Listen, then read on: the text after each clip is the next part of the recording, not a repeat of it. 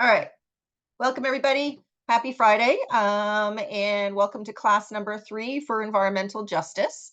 I'll do a little bit of just a kind of introduction on this kind of stuff and just a reminder about what kind of the main things that we've kind of discussed thus far. And then before digging into today's topic. So I did want to kind of highlight the course outline is available up on Bright Spite. No. Why do I do this? Bright Bright Space, Bright space. Space, Bright Space. Thank you. Definitely available on Bright Space. We are in week 3 of the class. In week 1, we really kind of did a kind of short introduction to the assignments that are part of the course. Each assignment is already, the instructions for each of the assignments are already up in Bright Space. And we just had the submissions for your assignment number 1. If you haven't gotten an email back from me on the course on the mark you got back, if you could let me know. I think I've gotten all the ones, but sometimes it was difficult to see which ones are new ones and which ones were older ones. So if you haven't gotten an email from me on your mark for assignment number 1, part 1, the actual submission on the 2 organizations that you did, let me know so I can kind of go back into Brightspace and hunt down the one that I missed. Part 2 of the assignment is due tonight at the end of the day today.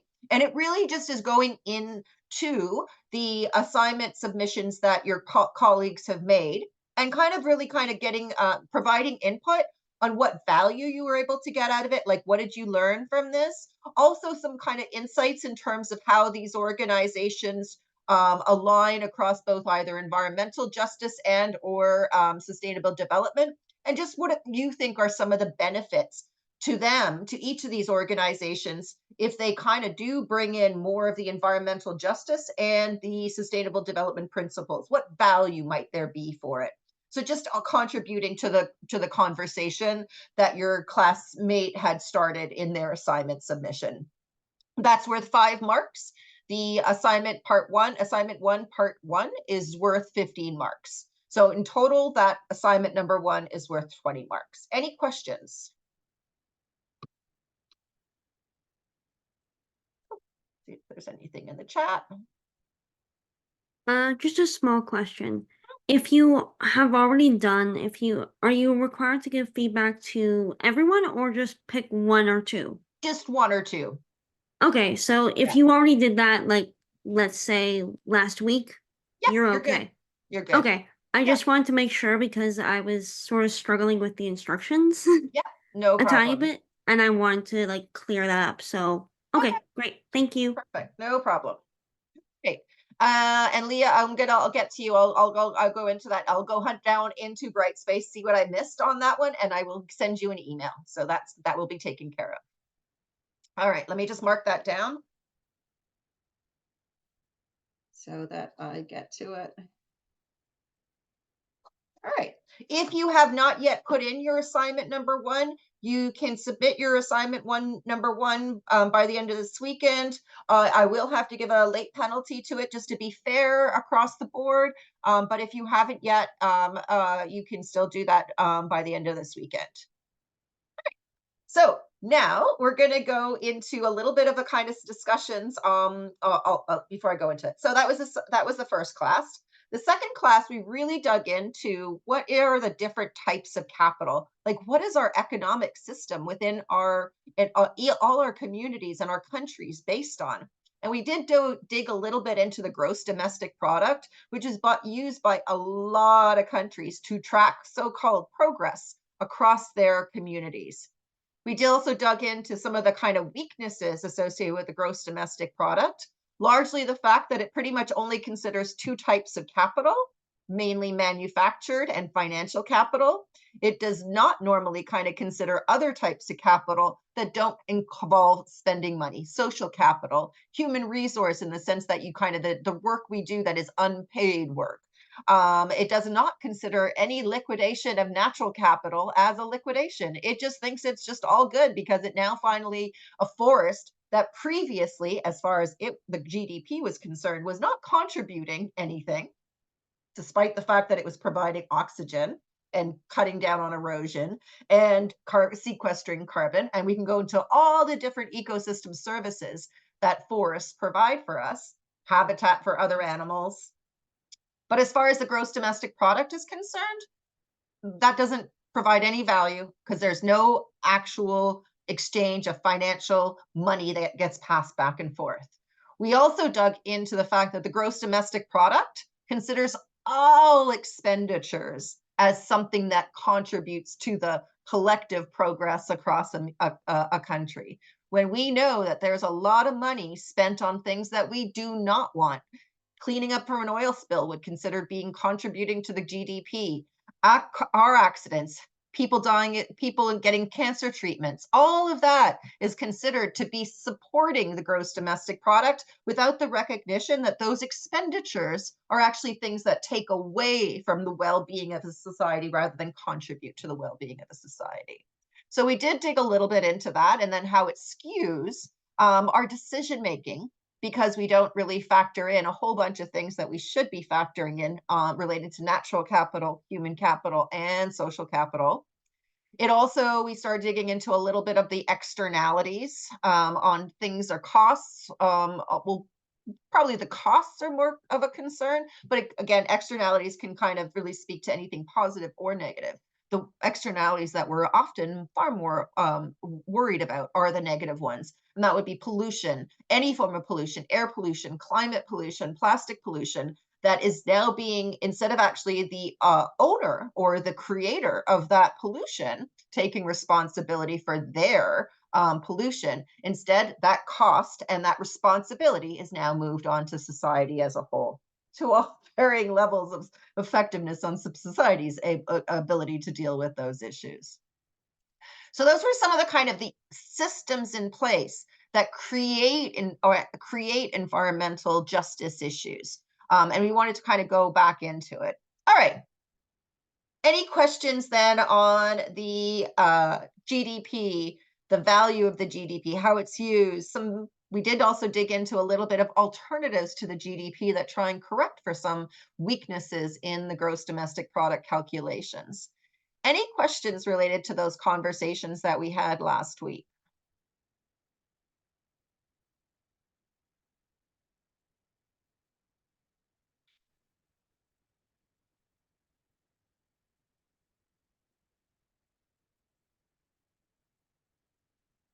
In your day to day, just out of curiosity, let's just in your through the start of the day that you had today, were you any externalities kind of come to your attention somehow today?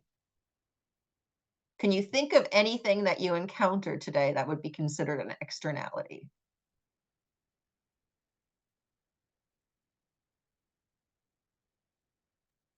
There are a lot, like from the beginning, like the fuel we are using, that is also causes carbon dioxide, and like everywhere we are making roads or anything, we're actually changing the natural environment, the habitat. We're making houses, we're cutting trees, everywhere, everything. Mm-hmm. So a lot of natural resources that we've used all throughout the day, where the degradation of the habitat to other species was never considered as part of the cost associated with producing that product. Leah. Yeah, so I don't know if this one counts. This one's a little bit different, but I'm renting. So I live below some folks. So I would say like one of the negative externalities of that is some noise pollution. Um that's for sure one that I've encountered quite a bit in the last little bit. But also funny enough, for our global politics class, we've also been asked to look at externalities. So I was looking at like I try to thrift clothes as much as possible. So I think that like I try to like push myself away from the externalities that I can do, but Yeah. yeah, like a lot of the clothing in Value Village is from Shein, which is a fast fashion brand that's like notorious for really bad labor conditions. So I think like that's a really bad externality, of course. And then like Mm-hmm. additionally, not only are they do they practice bad labor practices, but then they also have like invited influencers into their factories. So then like also creating misinformation and misleading the public and creating like this like false narrative, which I also view as a negative externality, is like that's bad information. And then of course there's also just like the environmental impact of like they're a fast fashion brand, so they don't even follow seasons anymore. They just follow trends. And so they like keep adding more clothing and more clothing waste, textile waste into the world. So yeah, like again, when you go into a Value Village, if you go into like any thrift store, there's a lot of Shein clothing in there because it is like low cost, low quality. And so it's very much like used as like a, you buy it, you get rid of it, like whatever you need, you kind of Yeah. just like cycle through it quickly. So for sure an environmental cost as well. Yep. And reducing the externalities associated with it when you buy secondhand clothing. Yeah, I also like, the positive, this is my like fake positive externality from it, which is also when you're someone who can find good thrift clothing, you earn some social capital with that. So your friends admire you, they kind of like you win favors and stuff. So there's a And positive then to you it as never have well. to, very rarely do you ever have to worry about walking into a place and wearing the same thing as someone else, True. right? Yeah, exactly. Perfect. Corinne. Hi, good afternoon. So this morning, I was responding to one of our classmates' discussion posts, and it was Nadia's, and she was looking at the Children and Environmental Health Network, I believe that's the name of it. And I was surprised to find out that children's cancers are 40% higher than adult cancers between the ages of 0 and 19, and that between the ages of 0 and 14, they're 50% higher due to pollutants in the atmosphere. And that really surprised me because I did not make that connection. Yes, you know that people get cancer. Yes, you know that it's unfortunate that this happens and children do get cancer. But when you look at the environmental impact and the pollutants, and it's not just in the US, it's like it's a globally. That's when you really look at profits over people. And I didn't realize that there were more of a higher, like a higher predominance in terms of percentages Yes. in children than there is in adults. I certainly knew that was the case for air pollution because kids' lungs are smaller and they also breathe a lot more than adults do. So they end up taking in a lot more air pollution. But it also kind of makes sense as well because kids, especially in the younger ages, their immune systems are being still trained and aren't quite as equipped to be the cancer fighters that their immune system hopefully grows up to be. Yeah. But that makes, I never even thought about that as well. I didn't realize that. So thanks for drawing And attention. And they also were saying that a lot of the factors involve the size of children. They're just smaller. So when they consume food that has, I don't know, horrible pesticides in it, or they breathe in the air, because of their size, that they Yeah. just take in more. Oh, that's So interesting. I didn't realize it was that high of a yeah, no, statistical difference. That's pretty I was shocking, I actually. was really surprised as well. I just about fell off my chair when I read it. So All right, great. Thanks for sharing. Daquata. Good afternoon. Speaking of air pollution, in the neighborhood that I live in, I live near a huge factory, which is the Royal Factory. Plus, years ago they expanded it, so that's one thing that does trigger me off because that's a lot of air pollution, a lot of bad things going into the atmosphere of where I live. Would I say I've been affected? I'm not sure. I'm not 100% sure, but yeah, Yep, that's what that I think. definitely would be an externality that they're passing on to the public to take care of rather than taking care of themselves, for sure. On top of And that, it might be something you might want to consider for a case study, just saying. yeah, and on top of that, there's this LRT crossway subway thing that they're building. So there's like more construction that's also not good to inhale. Yeah. That's not All right, perfect. Thank you for sharing. Frankie. No problem. Yeah, I wanted to go back to Leah's point about thrifting because one thing that I've really noticed, like just talking about like social capital, and like thrifting becoming a trend, is I think it's really interesting how thrifting used to be a way to like combat overconsumption and recycling and upcycling and all of these things for like actually practicing sustainable like fashion. And now it's turned into overconsumption and trends and like fast fashion, but using clothes that have already been used, if that makes any sense. Like Yeah. people posting like thrift hauls where they get like 25, 30 items at a time, and it just completely defeats the purpose of That thrifting to would begin defeat the with. purpose of it And all.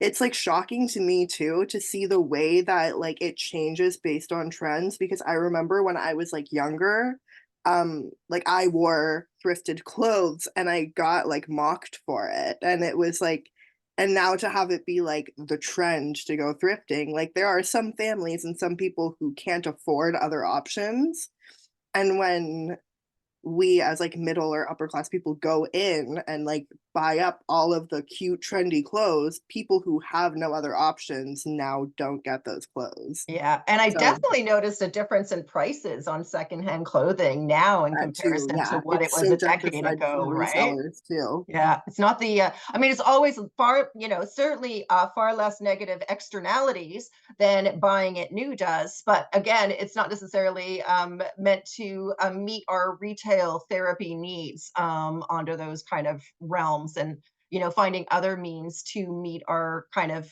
emotional needs other than relying on consumerism to do that. Sophia. Since we're talking about like fast fashion, one thing that I try not to do so much is buy new clothes when I do not need any. If I Yeah. have a sweater that has a couple of holes on them, I've learned I'm not great at this, but I've learned to sew so I can repair them because I do not feel like buying new clothes. And when I was a child, I have two older girl cousins and they used to give me their clothes. And at first I was like, okay, whatever. And now I'm super grateful because if I need to replace something, is because it's gotten old, it doesn't really fit anymore, and Mhm. I will clean it and I will pass it down to someone else who needs it. Yeah. That way, and I don't need to replace it. Here's the thing, Yeah. I don't need if something doesn't work anymore, I know someone else will need them more than I do. That's why I always donate my old clothes clean to Value Village, to anywhere else, to like help other people. So I try not to buy things I don't need anymore. Yeah. And I know I'm going to share this, and I shouldn't probably share this because I don't want to, I still want to kind of encourage secondhand shopping as every time you can do it, Facebook Marketplace, anytime you can buy anything secondhand, it's always better than buying new. But I did want to kind of share something because when I found out about it, I was like, oh, for crying out loud, have they managed to snag that market too? But Value Village is actually owned by Walmart. Which, when you stop and think about it, how you have to admire their business model. They sell to new people like cheap stuff, like, that's kind of disposable kind of stuff on this one. And they make their money that way. And when they inevitably get donated, they then make their money again on Value Village kind of sales, which you gotta admire that business model. Yes, total assholery as far as it goes, but still admirable in terms of their business acumen on that one. Not that I'm kind of lambasting. I still think it's always better to buy secondhand, but it does go to show you the kind of the market and how this plays out. And also it raises an interesting kind of component, which we often don't realize in terms of the diversification across markets. But if you look at, let's say, for example, grocery stores, you'll see that actually they're owned by like a group of like under 5 companies manage a sheer huge amount. I know what you thought I was going to say. And I almost did, but I didn't. A large amount of the grocery store chains that many of us rely on. So it's also kind of then shows the kind of the Yes, diabetes, and a lot of the organizations, so that's the business model they use. They do, like when you donate things to Value Village, they do pay charities by weight for the donation. So it's not like if you donate it to Value Village that charities don't get some component of it. They do, but it's kind of like done by weight and big mass amounts and stuff like that. But there's a number of different organizations that get a small kind of donation as a result of the donations that individuals bring into like Value Village type markets as well. Rim. I just want to recommend, like, as you just mentioned right now, that to donate the stuff instead of giving to Value Village, because they sell it, sell it, and they never give it for free for anyone. So, for example, our organization, we are serving by per month 1,500 families with clothes and food. And how it works that we receive the donation from people, and then we try like to make list and to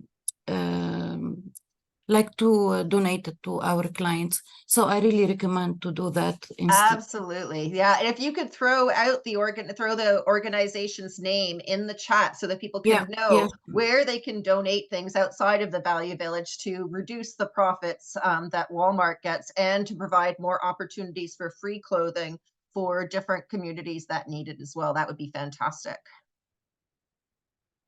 Arthur. Hi, yeah, I wanted to share that I actually used to work at Value Village, and yes, it's nice that like it's secondhand and everything, but I don't recommend donating there because yes, the stuff do get weighed. I used to work and we used to weigh it, but I learned from my supervisor that apparently like we don't even pay Diabetes Canada that much, so I stopped donating to Value Village. So I think it's better if you just donate to Salvation Army because there's no taxes at Salvation Army too, and I think their like money goes to like actual like shelters and like homelessness. So yeah, I wanted to share that. Highly encourage that as well. Yeah. Yeah. And also if you can do it where you can donate it to organizations that accept that, Salvation Army or any of those kind of thrift shops that, and there's a, you know, again, the thrift market has changed in the last number of years. But also if you wanted to kind of like kind of party nights at like how, you know, friends and family as well and passing it on. I still remember like having kind of party nights where everybody brought like their old clothes and everybody just exchanged everything that night. It was like the best shopping ever. You know, you can do it over wine, you can do it over drink, like just kind of good chats and stuff like that. And then whatever was left at the end got donated to a women's shelter. So that those are options as well. All right, perfect. Thank you. All right. So I did want to kind of highlight what I wanted to do is are there any people who have a specific case study in mind that they would like to kind of put out on the table? Do you guys know of like if you have some ideas on case studies?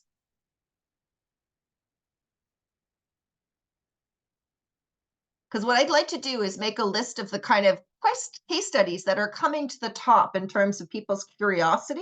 And then we can kind of identify and do some matchmaking for those who are really quite interested in that topic. Sophia.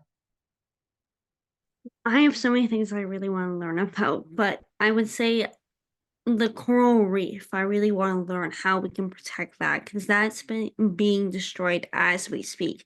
And it's not good for the animals. So I want to learn about that. But I'm also open to anything else. Okay. So I'm going to go, this is perfect. I'm really glad that you raised this. So this is where I'm going to start kind of really pushing back on case studies.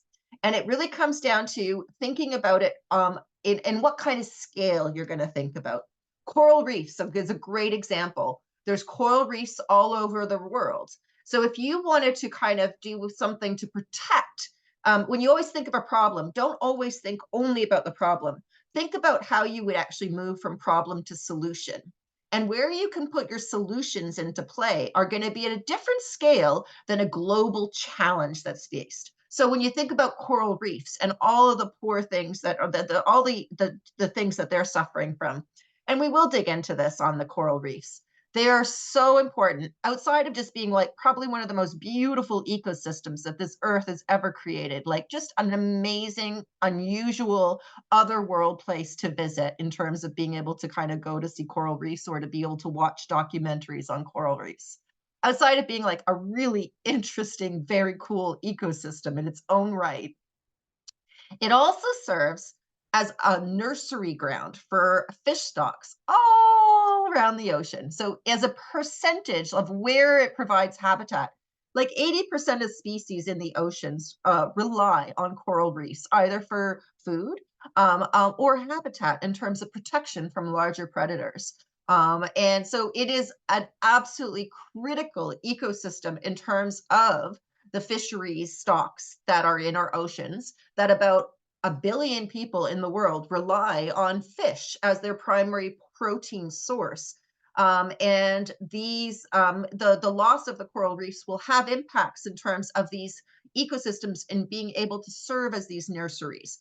The two kind of main nurseries in the oceans, like the daycare centers, I like to call them in the oceans. One, coral reefs, absolutely critical, huge. Mangroves are another one, a very important ecosystem that serves to replenish fish stocks into the ocean.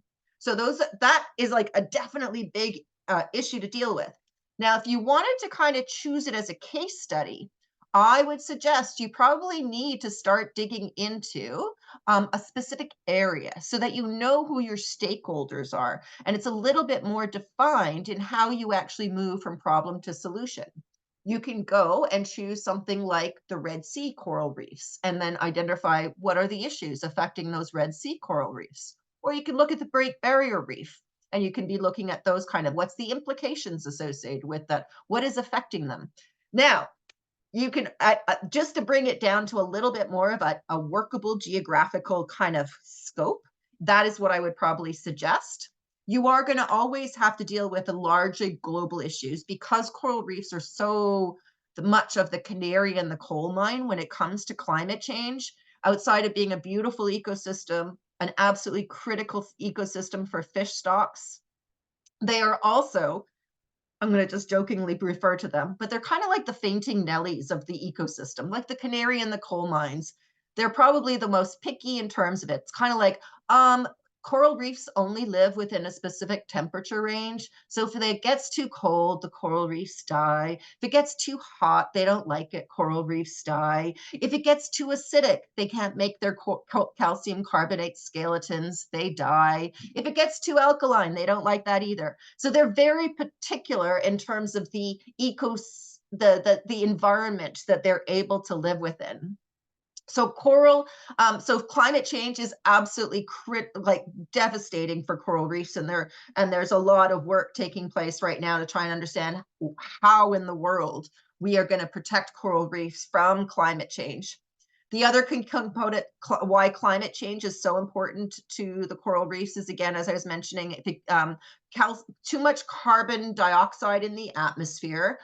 When it rains, the brain turns with a slightly acidic in the sense that it's got more calcium carbonate in it. So it lowers the pH of that. And you would think, how in the world can you lower the pH of the oceans with just rain? But you can, and they have, and the pH of the ocean has changed. And when the pH reaches a certain trigger component, the coral reefs can no longer make their calcium carbonate skeletons. And without the skeletons, they have no mechanism for creating habitat. So there's a whole bunch of things, but I would just say that if you wanted to dig into coral reefs, which is really fascinating, choose a specific area so that you can kind of address some of the kind of opportunities for interventions rather than only focusing on the problem. And if you focus too largely on the global scale, will have a very difficult time identifying specific interventions that can address the how to protect coral reefs under the stress that they are experiencing. Did that make sense? Yes. Okay. Bree. Is this referring to the assignment that last week you talked about using the EJ Atlas for? Yes. Okay, then Chemical Valley, Sarnia, and the impact on the surrounding indigenous community and or the low income community less than a kilometer away. Okay. So either like I think you could do them both eco-racism or together. eco-classism. I have Yeah. done stuff on them both, yeah, but like eco-racism and eco-classism within that area and within Sarnia is like Okay.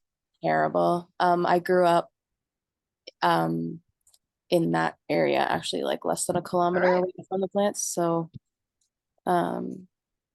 and just in general in Ontario, like making note of how often eco-racism and eco-classism is implemented. Okay.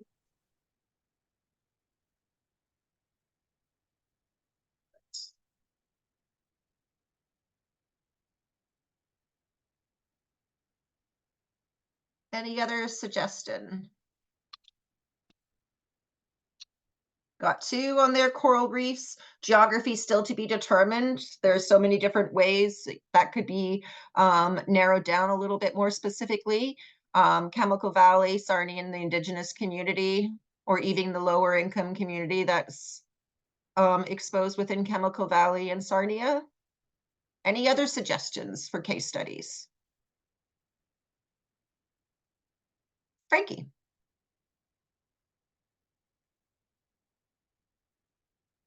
Think you just might be Sorry. muted. Oh yeah, Sorry, go yeah, ahead. I was Yeah. muted. I was gonna say Flint, Michigan. Okay. And the water pollution Yeah. and the fact that they haven't had clean water, like a clean water source there for years now. It's crazy. Yeah. Okay. Yeah. Cool. All right. Flint, Michigan, the water. That's an interesting story. There's a lot going on in there.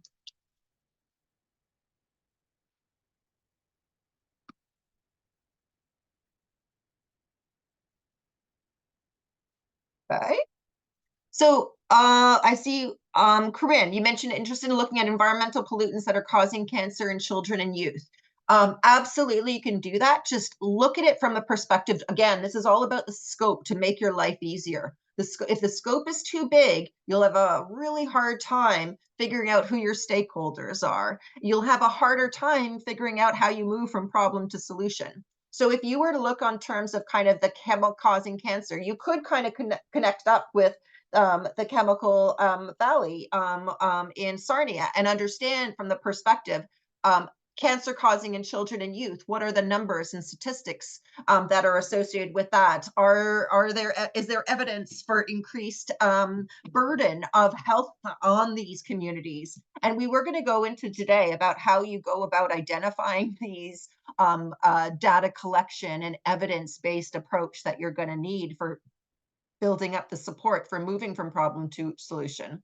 Yeah, absolutely. There's Wet'suwet'en and the pipeline conflict. That's a really interesting story that kind of covers so many different issues we're facing in Canada on these pipeline conversations and debates.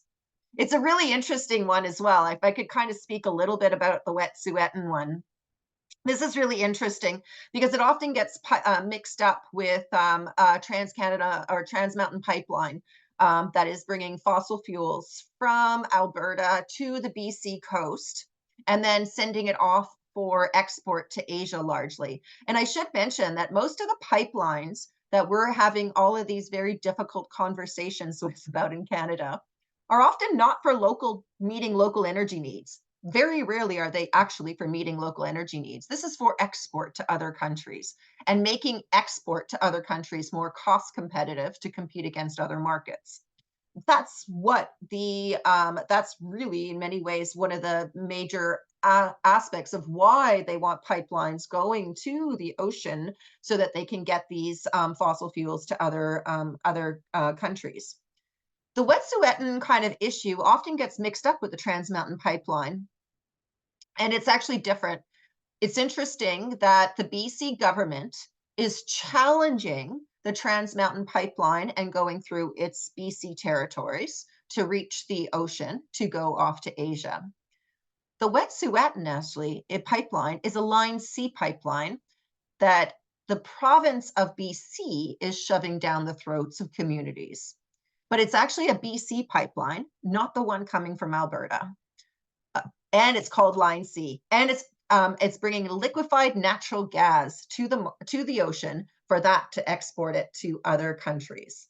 And you have to kind of like laugh and then somehow cry at the irony of it, that BC is challenging Alberta in terms of bringing pipelines across its territory, but BC is shoving pipeline for liquefied natural gas down the throats of communities who say they don't want it.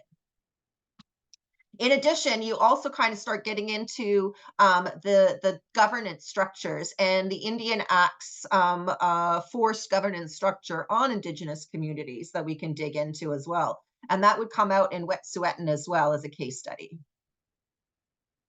But there's a lot of pieces to the puzzle that make it really interesting.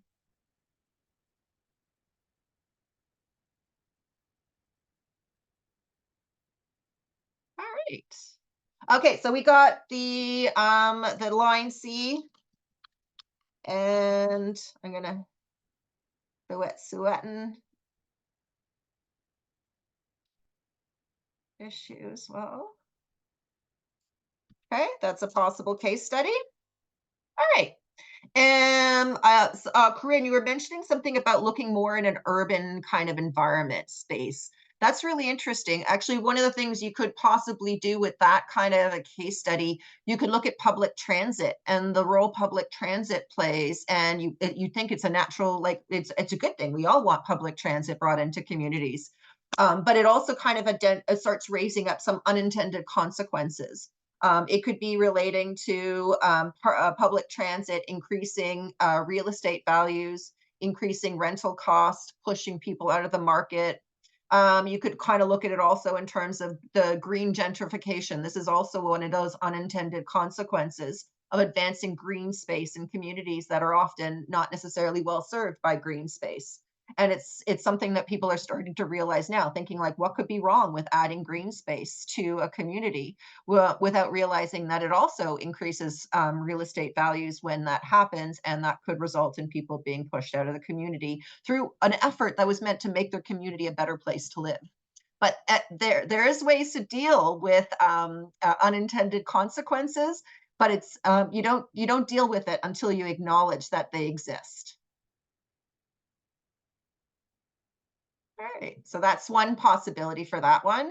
Shoal Lake, yeah, it'd be interesting to kind of like, it's really, I've always struggled to try and understand what are the issues and why do we have water advisories in so many Indigenous communities? And is it relating to polluted water sources? Is it related to inadequate water treatment facilities? Is it related to water facilities, treatment facilities that are not being maintained so that they can continue to provide clean water access? What are the issues that these communities are facing, and why is that occurring? So Shoal Lake, as an example, can kind of dig into a lot of those infrastructure challenges that are creating the problems in the first place. You'll also bring in a lot of the history associated with federal government's responsibility and lack of investment in communities. So there's a lot of good things you can dig into on that one. So Shoal Lake is another one. Okay. So what I'm going to do is I'm going to kind of take some of these ideas and I'm going to populate the Google Sheet that we were using to try and get these examples provided. And then what we really would be asking each of the students to do is identify which of the case studies are kind of really resonating to the top for you. And it'll be kind of like a democracy on case studies. The case studies that get enough people signing up to them, they seem to be all right, ready to go. If there's not enough people signing up for that case study, two things can happen on that one. The case study could not be chosen for advancement and choose a different case study. Or it could be that you could do it individually or in small groups. Maybe there's two people who are interested in that one. There is always the ability to do the assignment individually, but I will have to say, we're not going to be expecting less from an individual group. It's going to be expecting the exact same thing that I'm expecting from a group. You're just going to have more work to do if you're going to do it on your own. So yes, you will benefit from lack of needing to kind of coordinate across a group, but it also means you're going to have more work to do on your own if you are doing the group individual case study individually. All right. So we got a couple of good case studies on that one, and I will get that into the thing. I think we're ready to kind of. All right. I think we've got enough work going on to it. Let me see if I missed anyone. Line C, Wet Sueton, Coastal GasLink, urban grading and balances of housing, green park space, and transit. We'll kind of look into that one a little bit more. And okay, all right. I think we got some things there. Berry Creek blockade. All right. All right. I'm gonna add that one in too. All right. So now we're going to go into today's topic. Give me one sec. All right, and open up this one. And just if just to kind of check in with everybody, are you okay if we don't have a break and then we can end 10 minutes earlier? Is that okay?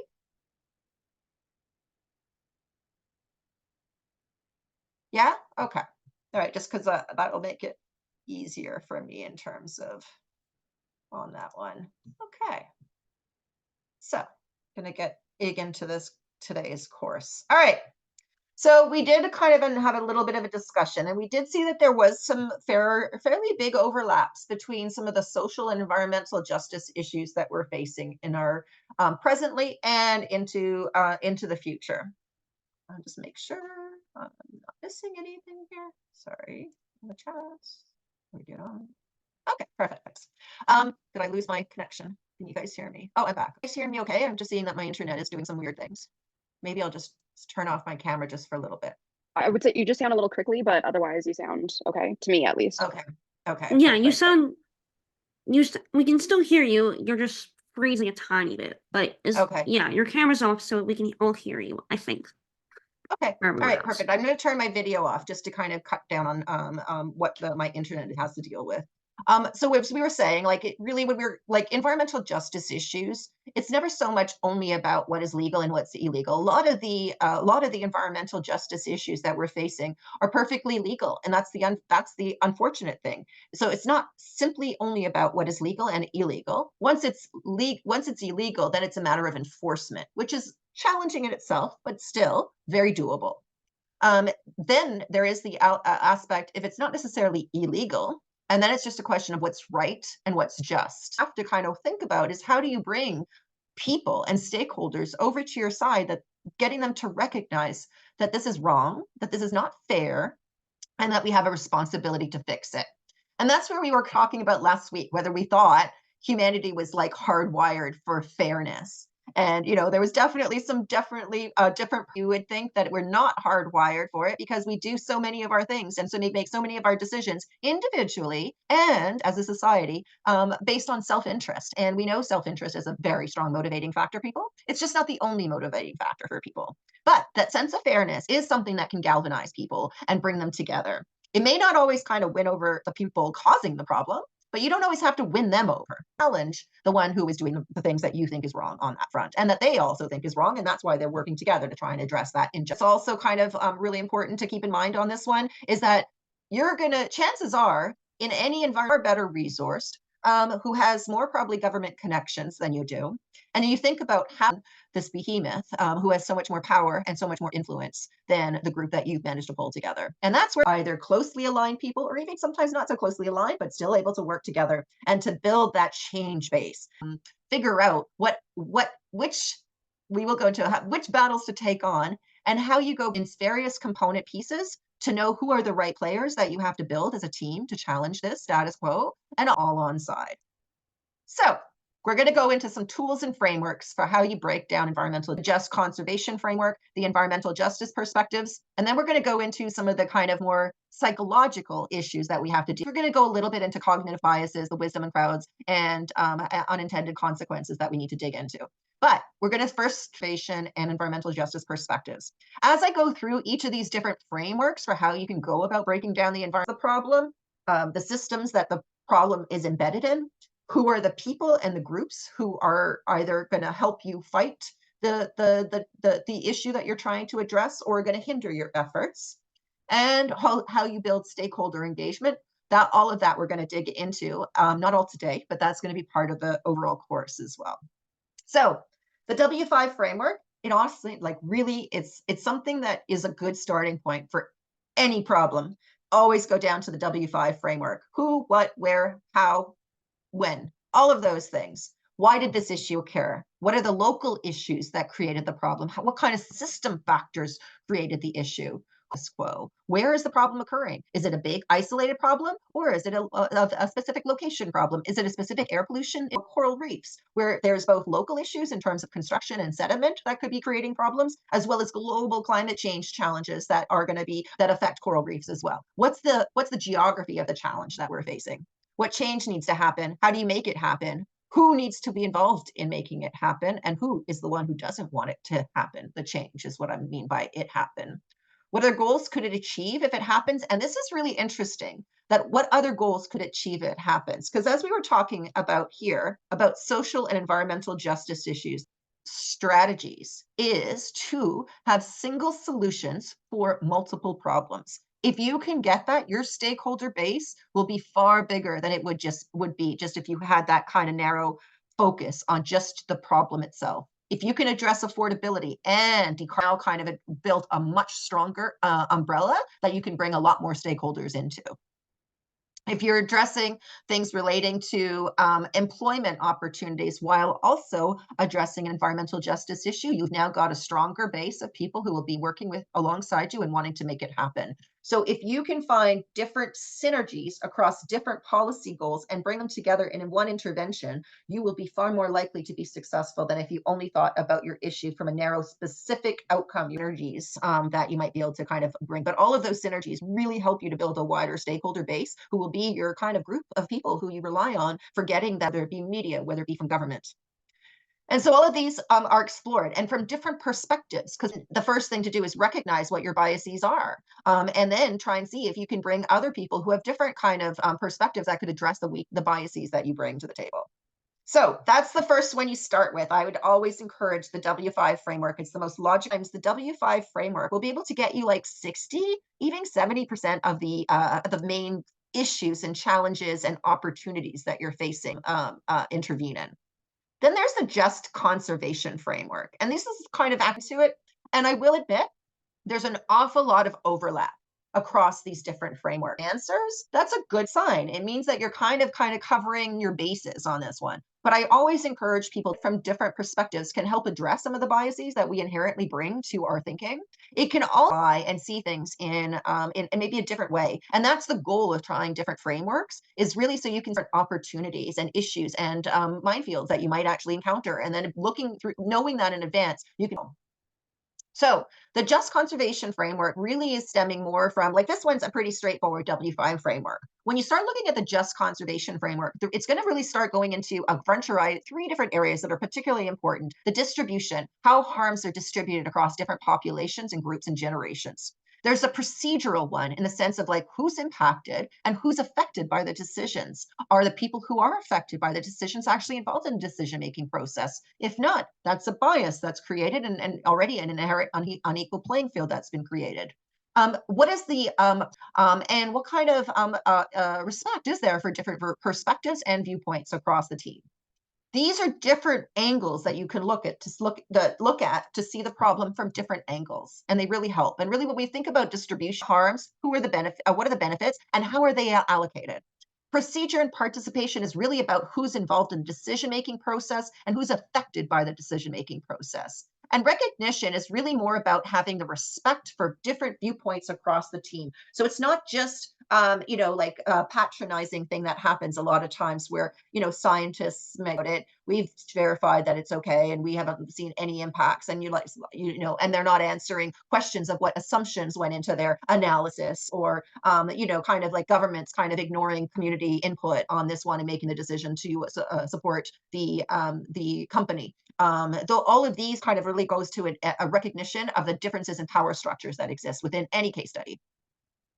So then also just kind of going through this on this one, this is just helping to kind of go a little bit more into digging into these processes in terms of it, that you could look at it. Oh, I should also mention, I did want to mention the just conservation framework came out to be really important. That was an unintended consequence. And it really brought in a lot of countries, a lot of like, I'll get the like a lot of more developed countries were going into developing kind of more emerging economies and saying, you're using too much of your resources. We're going to kind of create some conservation lands without necessarily thinking about how the local population, how this would affect the local population. So they had a little bit of a kind of narrow mindset that they were thinking of ecosystem and habitat. So they considered the ecosystems and the natural conservation areas that they wanted to maintain and protect, and the animals that used it, without taking and not doing the stakeholder and consultation is might be affected by hunting bans in a park kind of environment, where you draw your boundaries around parks, how to ensure lack of poaching in parks, all of these different kind of conversations that are really important about recognizing the biases. And a lot of the times when other countries were going into countries and setting up these conservation frameworks to try and protect habitat for both animals and for resources, they were not necessarily doing the stakeholder consultations with the local population who were going to be affected by this change. Your way you were doing it was having negative impacts that you could adjust for if you actually took the time and effort to understand what those issues are and brought that into your decision making. So the environmental justice on this one is really about kind of the justice, how things ought to be done. This is another kind of, again, a different perspective after you've done your just conservation and understood like, okay, how are the harms and benefits distributed around this case study and procedures and recognition. You would then also kind of start looking at your case study from a different lens on this. How do you think things should be done? Things being done right now. How do you think things should be? And what would be needed to be undertaken in order to move you to address the gap between how things really are right now versus how you would like them to be? Who are the recipients of environmental justice? What matters do you think that what matters when we think of the distributors to the community, and how would they define what justice what justice would look like in this example? How to kind of address the that there's always consequences associated with choices, and it's also kind of like, how do we minimize those consequences? How do we address the pros and cons? Very rarely is there a simple solution that doesn't affect someone else. How do we ensure that we kind of identify potential unintended consequences to others, and identify what risk mitigation opportunities exist for that? Yes, there will be a lot of overlap between all of these, but the goal is that each framework you apply to it gives you a little bit of more insight into the problem to solution, and the actions and interventions that will help you move from problem to solution. You're gonna in your case study, you're gonna be all of these 3 frameworks to your case study. And you are going to find, again, that there's a lot of overlap with duplication. When you reach the third part of the framework and you're trying to dig into it and you're not finding anything else that's new to you, you kind of feel a little bit more These, you can dig into it a lot more in terms of trying to, like, again, as you go through, if you find you're still kind of looking at new things, I would really kind of start looking at different kind of aspects of it. Start looking at the inclusiveness of how this is. Probably not. What could you do in your intervention to be more inclusive and bringing in a variety of different perspectives, and particularly populations who may have not had the resources and opportunity to bring their voice to the matter?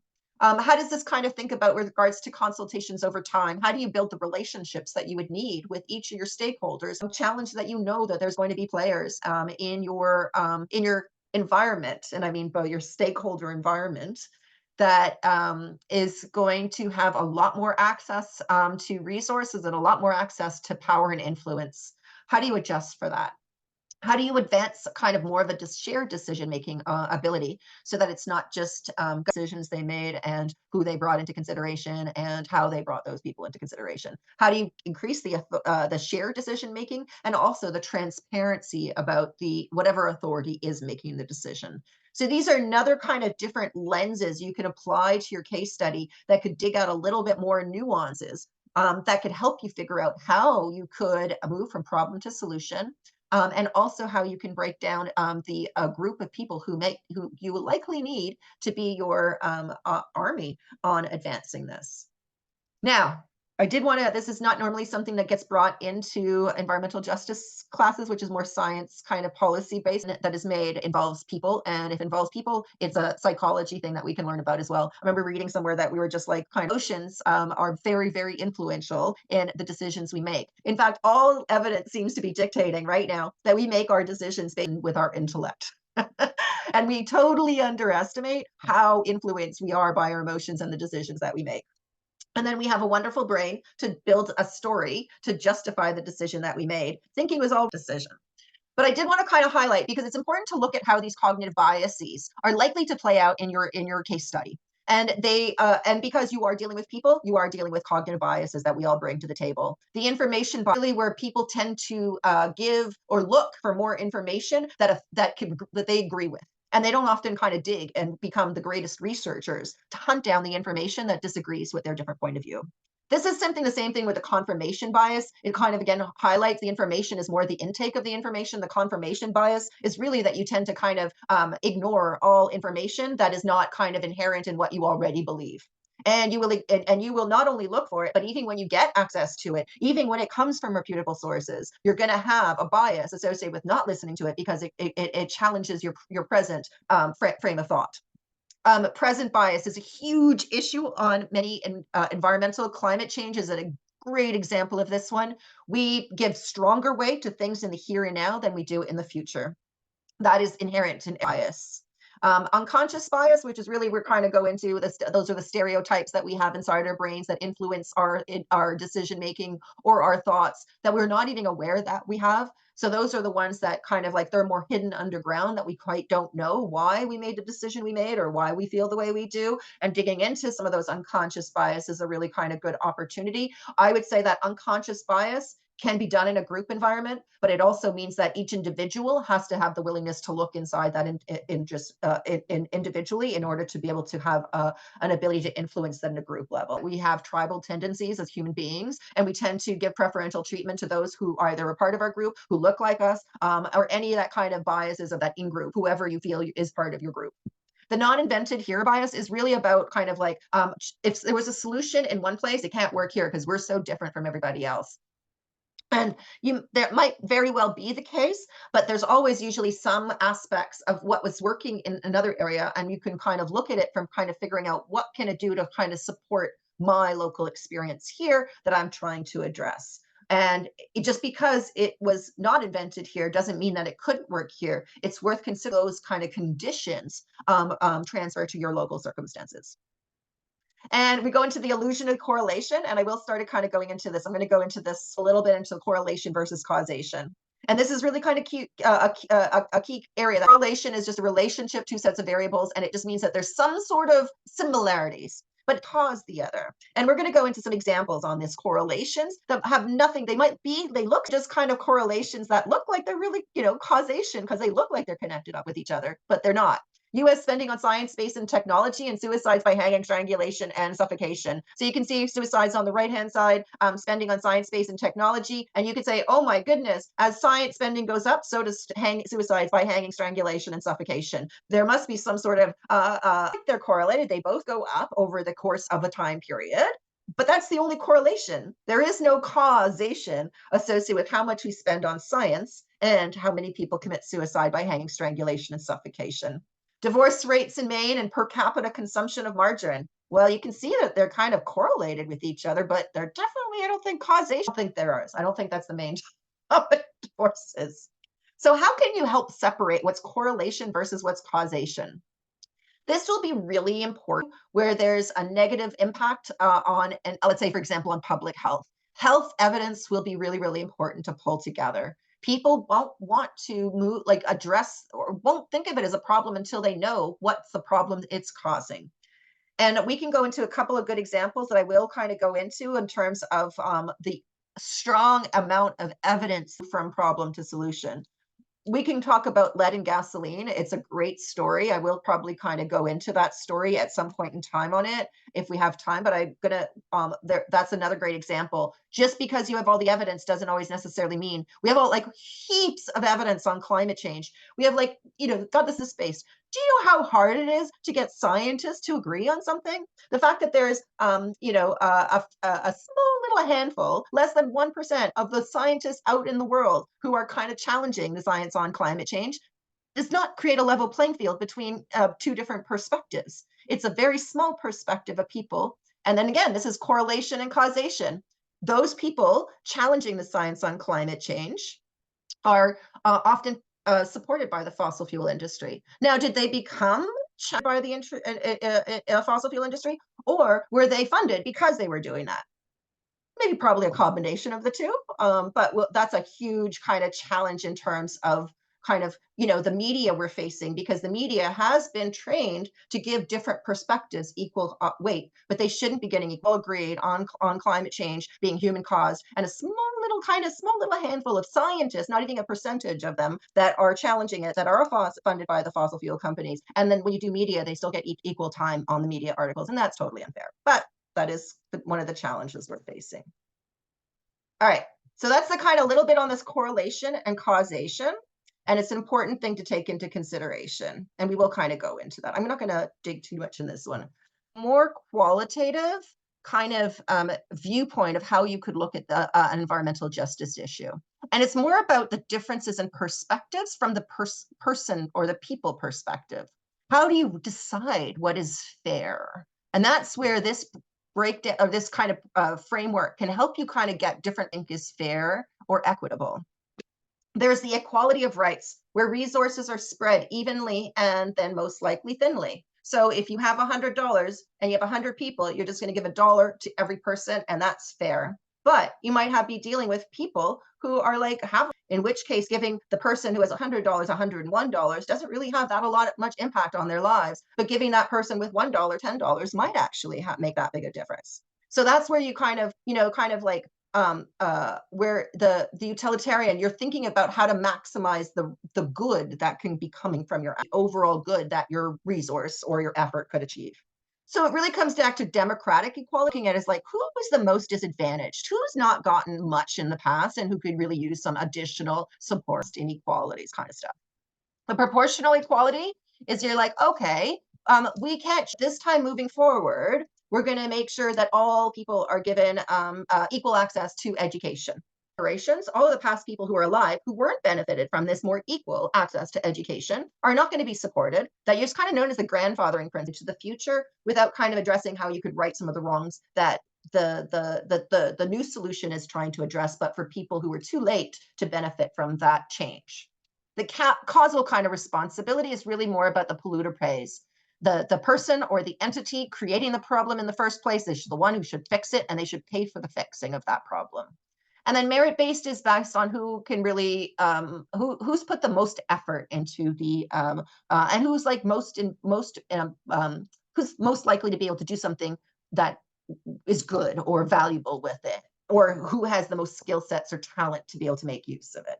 So these are different ways of a framework for you, how you could apply the fairness principle in your case study. All right, so here's an example. A wooden flute is found and that the flute should be given to them. Your job, is to consider each child's case and decide what the most just solution is. So Anne says the flute should be given to her because he's the poorest and has no other toys to play with. Carla, says the flute should be given to her because she is the one who actually made it. And you are now given, was it King Solomon, I think it was, who was doing it to make this decision? Just think about the different kind of perspectives. And you don't have to be kind of thinking about it, but kind of thinking about what kind of decision would you come up with?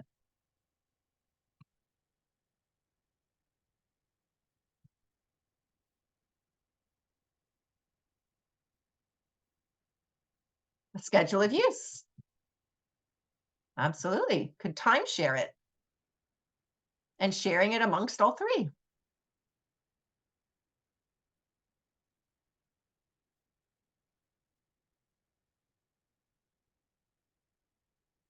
Since Carla's the one who made it, could she make some more? I was going to say that I had my hand up, but I don't think you saw me. Oh, sorry, I didn't see the images. Yes, please don't. You don't need to be shy. Just go, you can unmute and just dig in.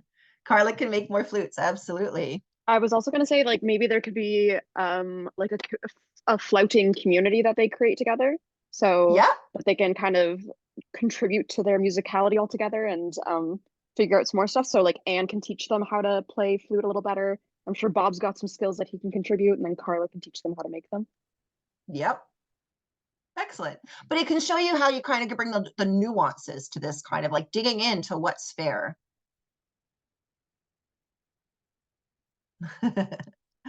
Excellent. All right.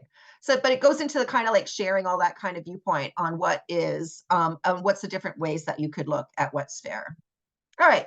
So now we're going to dig into a little bit more about where you might be able to find some information related to the science and the, let's just say for the science kind of problem you are dealing with.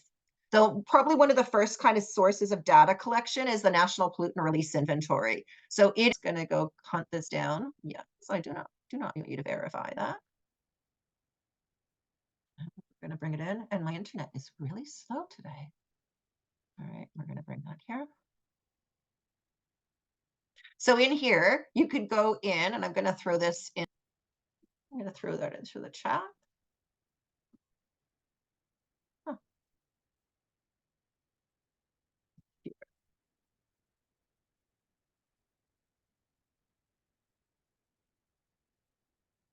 So in here is, you could kind of throw from year, you can kind of identify pre-search by pollutant, you can search, let's just say releases to air you can choose from, you can choose different chemicals that you're particularly interested in. You can actually go down to a postal code level, so you can kind of throw in return to search. You can throw in things from company or facility. You can even name if you know the name of the facility, you can kind of throw that in.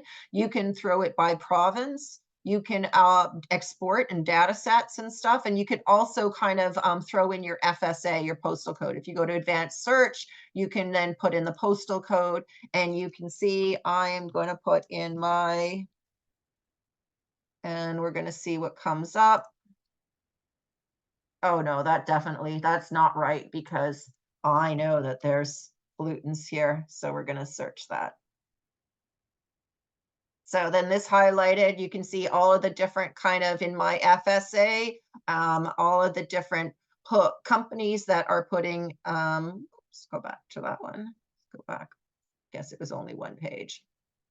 And then you can see each of the different facilities and the chemicals that they're releasing and the amount that they were releasing. So you can see all of that, and it's, yeah, I think, oh, next, did I go to last? Yeah, so there is definitely more than one page on this one.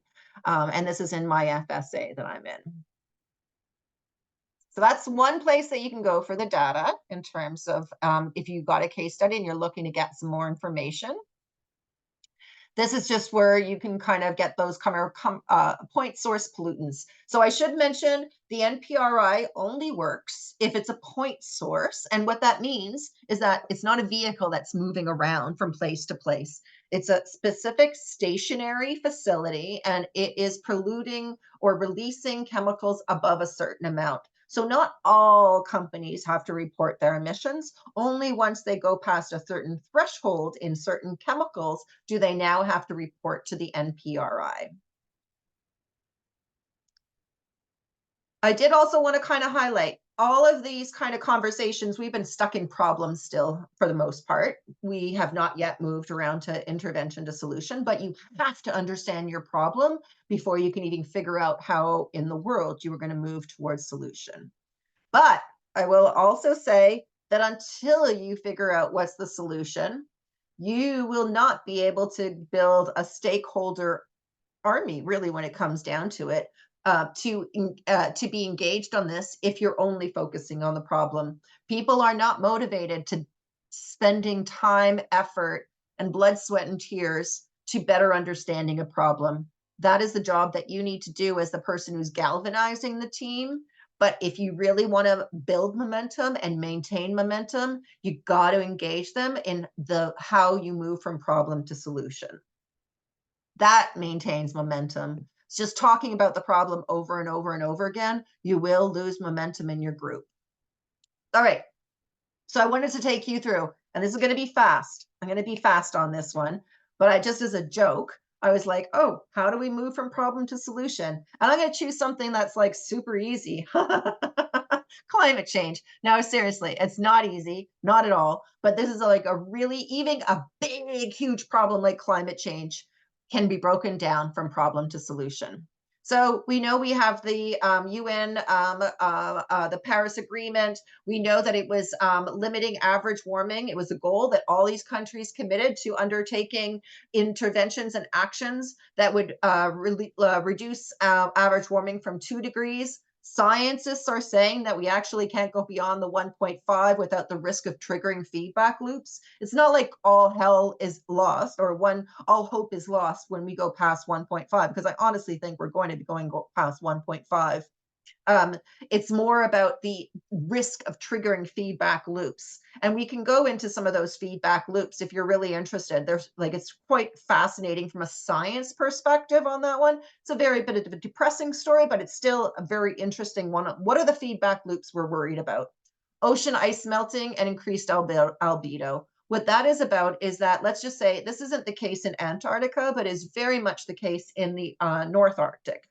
And the North Arctic, because it's largely ocean up there, that when the ice freezes, it, of course, creates a cover on top of the ocean. And then when snow falls, it creates this white surface on top.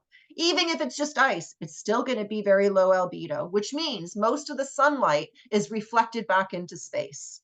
But when that ice is no longer white, either from ice or from snow landing on the ice and accumulating, it is black because it's like dark ocean. And dark absorbs a lot more rays from the sun, thereby further heating the ocean and further melting the ice that was on it. So very strong positive feedback loop. Ocean water and CO2 absorption. This feedback loop and why it's so concerning to scientists. And I should also mention, none of these feedback loops are brought into the modeling that we do, just because there's so much uncertainty on when they happen, what triggers the feedback loop, and how you actually account for it. So these are not brought into our models.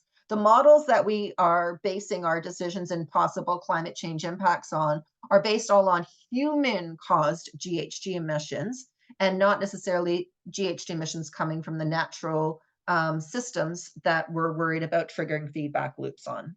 So that increased ice melting just means that the oceans are going to warm more. The ocean warming and CO2 absorption, what's the issue there? What's the issue is that the oceans actually absorb about 50% of the CO2 emissions that we send out as human beings. The ocean is the biggest carbon sink there is. There is no other carbon sink that is effective as the ocean. However, as the ocean warms up, it cannot absorb as much CO2. Colder water can absorb more CO2 than warmer water can. And that reduces the ability of the hotter temperatures in the ocean, reduce the ability for the ocean to be a carbon sink. Ocean acidification is all related to what happens when more CO2 is in the atmosphere and precipitation is being created in the atmosphere. It absorbs that carbon dioxide, and that carbon, those carbon elements in the air, in the water, in the precipitation, turns to carbonic acid, and that lowers the acidity of the ocean. Permafrost melting and methane emissions. They're huge. We don't even know how much methane emissions are stored in permafrost, frozen ice inside our Arctic regions. And when that permafrost starts melting, how much methane emissions are going to get released into the atmosphere? We have no idea how much permafrost or methane is in that permafrost, but we just know it's a lot, and we really hope it never happens. So we know that the CO2 concentrations in the atmosphere are now well over 400 parts per million. The last time this happened was during a very warm time period, which there's some stories that we'll get into in terms of the Earth's 4.5 billion years of history and the crazy stuff it has seen happen over that time period. But what it really means is that there was a high time period where the atmospheric carbon dioxide were this level, and that was about between 5.3 to 2.6 million years ago, and average sea levels were higher, about 50% higher, 50 feet higher than they are today. and we had forests in Arctic and Antarctica, and they weren't all that different in locations from where they are now. So I did want to kind of, these are again links should you want to dig into this more, but we're going to go into it. So where do global GHG emissions come from? Each country has to report their where their GHG emissions come from, and that helps us analyze where Canada's emissions are coming from. So globally, about 78% of our GHG emissions are from human activities and relate to the production and consumption of energy. So this is like you're looking at it, we're going to dig into energy now, just from that perspective. You can see where the oil and gas sector GHG emissions in Canada have increased over time. So they have been increasing over time. And you can see exactly where our primary energy source comes from. So you can see a bunch of like renewables, electricity, natural gas, and all that kind of like in terms of hydro and stuff. But you see really very clearly that crude oil and natural gas are big components of where our energy supply comes from. You can see the energy sector emissions for Canada. You can see in terms of where coal, thankfully, has been reducing, but natural gas has been increasing in terms of emissions, where GHG emissions from just the electricity sector. You can see where it's coming from in the transportation sector. You can see gasoline is going to be a big component of the solution we have to try and address. Diesel will be another one. You can still see the other ones are aviation and stuff, aviation fuels. Still trying to figure out exactly what the solution is for that one. There's a lot of work taking place on that one, but certainly from a motor, gasoline and passenger vehicles and the electrification of the transportation, our transportation systems are going to be really critical. Then you can look at energy use in a different way. You could look at it from the perspective of like, oh, what sectors use it? How much is used by industry? How much is used for transportation? How much is used for residential heating? How much is used for commercial sector? All of those different things. Then you can break down each individual section and saying, okay, commercial and institutional energy use. And you can see what you're going to need to address. Let's say a big component of what you need to address is space and water heating. That's going to be a big component of what you need to do. And you look at residential, you're realizing, holy smokes, definitely got to deal with the space heating and water heating, and that's going to be huge. Then you can see, all right, in the whole scheme of things, natural gas is probably going to be, and heating oil are going to be huge opportunities to address GHG emissions coming from space heating energy use. You can also see that reducing natural gas and eliminating fossil fuel use in water heating will also be a key requirement of what we need to do to address our GHG emissions. Same thing, you can look at all the different sectors and you look at where their energy and emissions coming from. You have to look at it both from the perspective of energy and GHG emissions. You can't look at only one of them. The two of them are far more valuable to look at than just either one of them does in isolation. And the reason why energy is so important, because that's the kind of the source that kind of figures out what's causing the problem in the first place. But that's energy efficiency will only get you so far in terms of decarbonization. Energy efficiency is really important from a perspective of affordability, reducing energy cost burden, reducing energy poverty, but it's not necessarily going to give you the answer in terms of what's going to achieve your decarbonization that you need to address to achieve your climate commitments that you've made. That's why you have to look at GHG emissions. You can see in Ontario, GHG emissions, transportation is huge. Industry is pretty big too. Buildings form a big component. But what you want you to look at here is how the problem changes depending on what geography you're looking at. In Ontario, you can see industry is going to be a big part. Transportation is going to be a huge part. Absolutely. And in many communities, that's the case in all communities. All of these buckets play in terms of what they need to do. But you can see in Toronto's example, how much more important buildings and transportation are in comparison to, let's say, industry. Waste is still very important, but you can look at it from this perspective. In Toronto, one of the biggest challenges they're going to face on decarbonization is decarbonizing existing and buildings as a whole. One of the key things we have going in our favor is, thankfully, this is again the GDP, which we all know has a lot of faults associated with it. But what it really goes to show you is that the GDP, which is the gross domestic product, and GHG emissions have uncoupled from each other. So no longer is it the case that if you're going to grow, you have to increase your GHG emissions. They're not necessarily correlated with each other. There's a lot of connections between them, but they're not a causal thing. They're a correlated thing and that correlation can be minimized over time by changing systems. This just goes to show you the sheer challenge ahead of us in terms of where we are on our GHG emissions and where we need to go. There is a steep angle to the reductions we need to achieve. This you don't need to understand or anything on this one. And really what the main point of this one is that we are, as challenging as our energy system is, there is an enormous amount of waste in our energy system, provides real significant opportunities.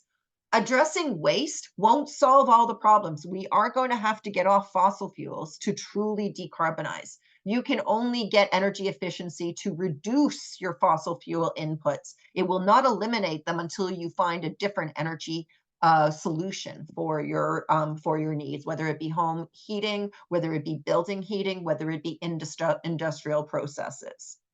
But that's another key component of when you're breaking something as huge as a climate change challenge at a whole country's level, how you can break it down by community, how you can break it down by sector, and also the recognition that energy efficiency is absolutely critical to advancing your decarbonization goals, but you cannot achieve your decarbonization goals just on energy efficiency. You are going to have to eliminate fossil fuel inputs into the system.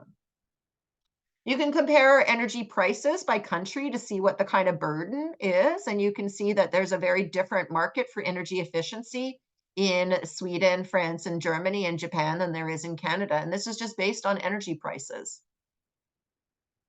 One of the key components of why climate and energy is so important on this is because it really does serve as a connector on this. For the longest time, we've been making decisions in our siloed way of thinking. We've been thinking about our energy system at the big generation level. We think about our electricity system at the distribution level. We think about it within each individual house, and we all have these silos that we look at it and what's our cost versus what's other people's costs.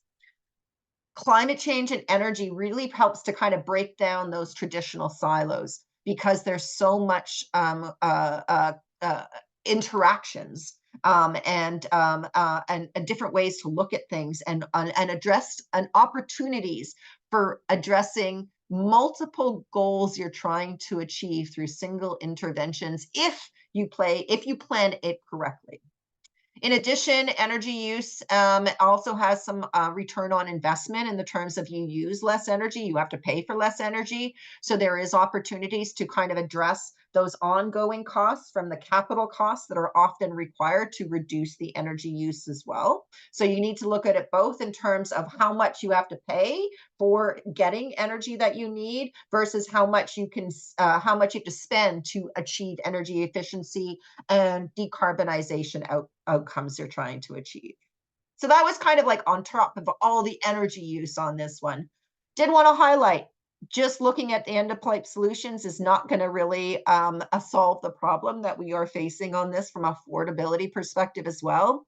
In addition, we have to look at the system as a whole. And the transportation sector is probably a great way to go about doing that, because let's just think about it from the perspective. Most of the transportation planning that our communities have done is about how you move vehicles as quickly as possible, as many vehicles as quickly as possible. When in reality, what we should be thinking of what our focus is when we're developing planning our transportation systems is how do you move as many people as safely as possible And that's where you change the paradigm. For the most part, we've put a huge amount of resources into moving single occupancy vehicles and trucks and all that kind of stuff. And far less of our investment has gone into creating a safe and hospitable environment for pedestrians, bicyclists, active transportation, e-mobility, public transit. We don't give enough benefits to those who are carpooling, or we just only recently in the last 10 years gotten high occupancy vehicle lanes on our roads. But we really need to switch this paradigm. So we're putting a more investment in moving as many people as possible, as safely as possible, rather than moving as many vehicles as quickly as possible.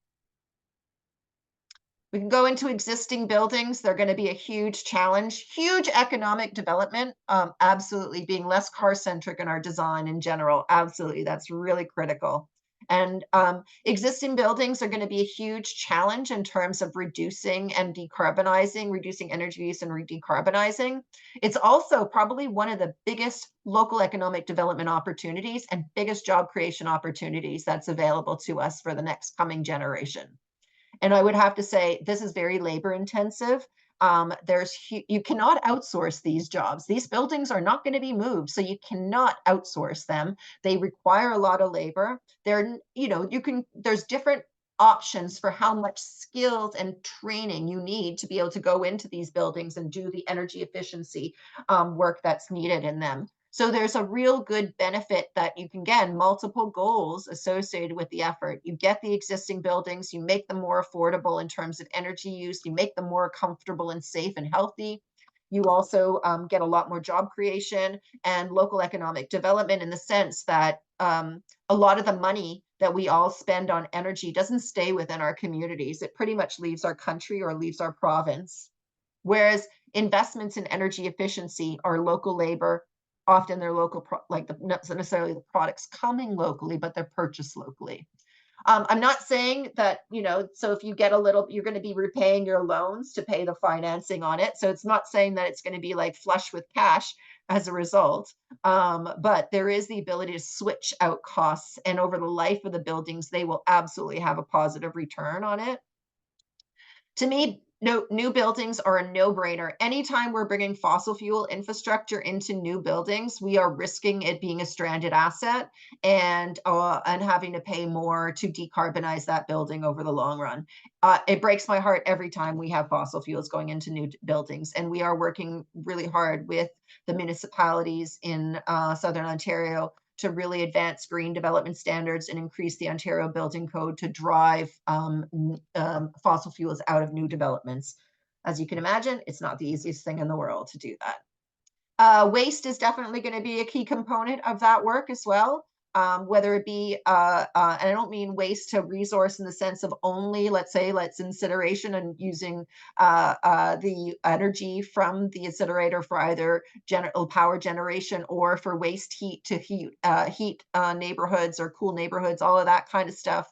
But there's also opportunities with regards to circular economy, and anything that cannot be recycled should never be part of the supply chain as a whole, really trying to streamline what's allowed to get into the supply chain. I'm not going to go too much into here. Really what it comes down to, it really kind of looking at what does decarbonization of a community building. Well, what it means is that all new buildings are going to be net zero greenhouse gas emissions. It also means that all existing buildings need to be retrofitted and reduce their improve their energy efficiency and decarbonize getting fossil fuels out of them. We will need to be transportation, a lot more investment in helping people use active transportation, especially for smaller trips. Public transit and investments in our intercity transportation systems to provide people more options for how they can get to and from different locations outside of the single occupancy vehicle, and really moving circular kind of waste, getting things out of landfills, creating things from making sure that there are no waste products in this chain, that whatever is a quote unquote waste product is used somewhere in a supply chain somewhere else. And if it can't be reused in some other supply chain, it really should be removed from all supply chains. I did want to kind of do a really quick tour of some examples of some projects. It's not all bad news. There is some good things happening. Not anything close to the level of engagement and implementation that we all know we need to get. But I did want to kind of highlight, we hear a lot about, there are some good examples. We just need to scale these up and make it the norm rather than the token greenie project. This is a wastewater treatment plant in Hamilton. It's taking biogas from sewage and turning it into biogas. And what was previously just flared is now being used to fit into the natural gas system, and also can be used. They're planning on using it to run their waste trucks in the near future. This is a district energy system. A good part of it, I will admit, a good part of this district system is actually using natural gas as its in-source, but it's looking to use a lot of waste heat from the industrial sector. Yeah, I know, farts for energy. I will never grow out of not finding that stuff really humorous. I just think it's hilarious. It just goes to show you that you can kind of really achieve energy savings. If you reinvest all of your energy conservation money into additional savings, you can really build up your savings over time. And this is an example of a revolving fund that has helped a municipality do that. So they didn't have to compete against the capital budget all the time. Taking landfill gas and generating electricity from it. This is a solar PV, a solar thermal, and energy thermal storage projects in Okotoks. You can see exactly what has happened to their GHG emissions as a result of bringing reducing natural gas. Natural gas is the purple kind of blue color. And then you saw when they did the space heating, they reduced it by well over well below. Like again, yeah, like certainly more than 90% is their reduction, both on space heating, less so in the water heating, but still kind of providing some significant 50% savings as a whole on that one. Looking at green roofs, permeable surfaces, GHG intensity and energy efficiency requirements in new buildings. Municipalities in Ontario using green development standards to try and do that. There's a fair amount of net zero ready and net zero housing coming into the market. You're seeing more and more on those coming up onto that.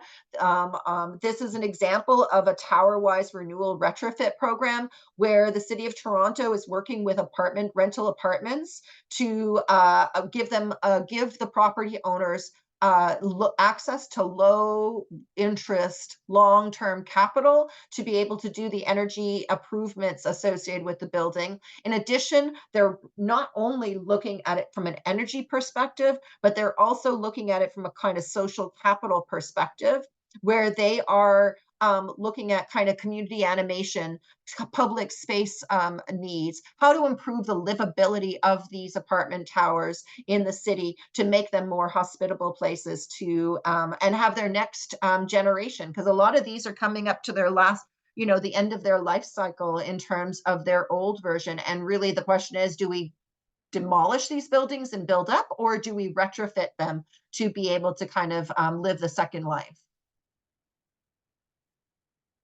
Home Energy Loan Program is helping helping residents address the upfront capital costs associated with energy efficiency and providing low interest loans to help homeowners do this work.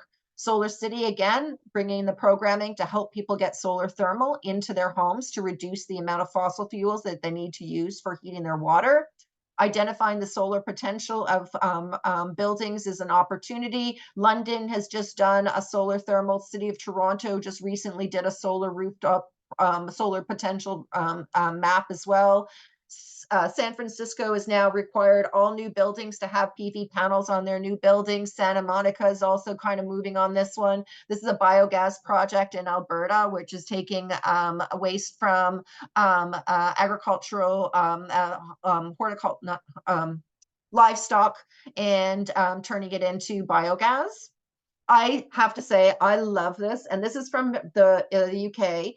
It's from Bristol. And what they did, I love their advertising that they did, where it's coming from the sewage treatment plant. They're creating biogas, and their biogas is running their public transit fleet. And they did as their marketing, showing people sitting on the toilet. But then also, depending on the light angle, you can see it turns out that the people on the bus look like they're sitting on the toilets when the light is hitting it a particular way. Anyway, I think it's hilarious. And it's the poo-powered bus. You can kind of like talk into digging into it. What does it look like when a community is built for cars versus what does a community look like when it's built with people? And where would you rather live? We can see some of the retrofits taking place. On the left-hand side, that's actually in Seoul, Korea. It's an old canal that they had diverted their stream into the sewer, and then and they call this daylighting, which I think is a really lovely term for it. And it means that they're taking what was previously a creek. That creek was then put into the stormwater system, and now they're taking that creek out of the stormwater system and creating habitat and space for people to enjoy the environment. You can see the kind of retrofits that could be undertaken relatively cheaply and change a space very much when you design for people and not vehicles. You can see some of the things you can even do with like very unfriendly streets to try and improve and make them more complete streets that are available to a larger variety of users across them. So we know that there's a lot of opportunities for achieving a variety of different goals associated with community climate action.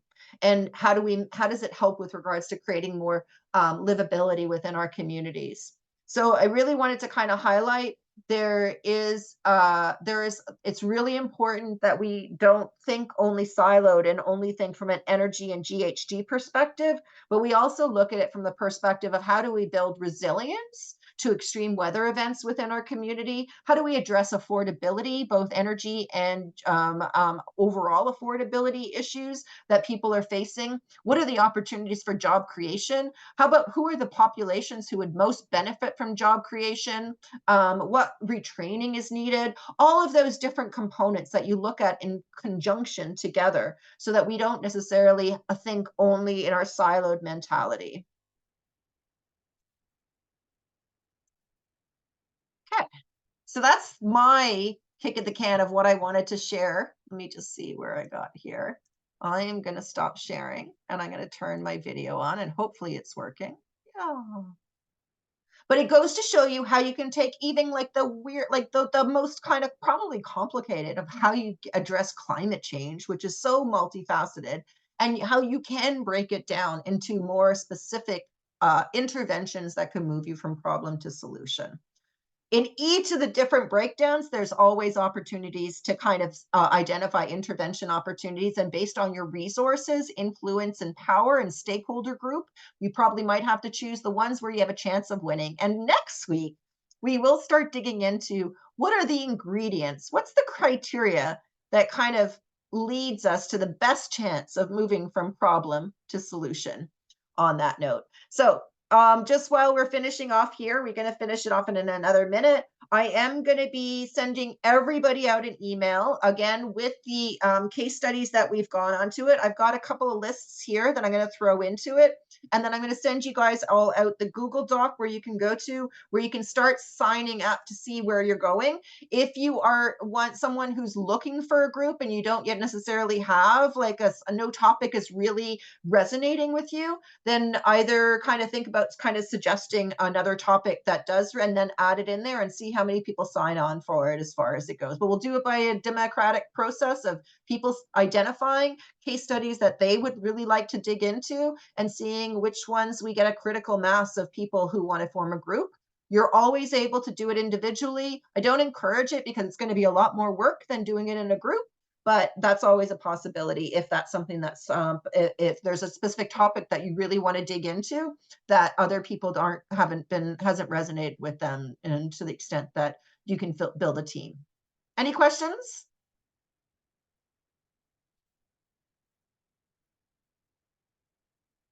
No? All right. Okay. So have a great day, everybody. And I will get out the get that out to you by email over the weekend. If you haven't yet put your submission in terms of the assignment number 1, you still can do by the end of the weekend. If you haven't yet responded to someone's assignment, please do that this week. To do that today, and then I will send you all an email with the marks on that one. All right. And if you have any questions, just send me an email. Have a great everyone. Have a great day, everybody. Have a nice Thank weekend. you. Thank you. You Have a too. great weekend.